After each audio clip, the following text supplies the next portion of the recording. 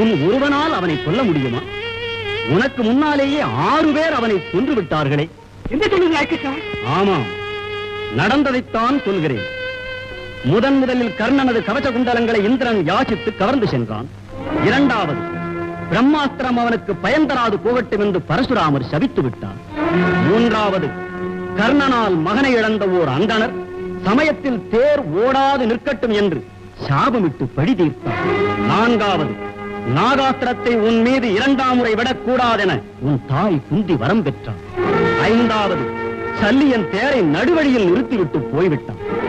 ஆறாவது, தேரை கீழ் அழுத்தி நாகாஸ்திரம் உன்னை கொல்லாமல் நான் தடுத்து விட்டேன். ஆக 6 பேர் உன்னை காத்து அவனை ஏற்கனவே கொன்றுவிட்டேன். கடைசியாக செத்த பாம்பை நீ அடித்துவிட்டு நான் தான் கொண்டேன் என்று வீராப்பு பேசுகிறாய். பாவம் பழி என்று பதறுகிறாய்.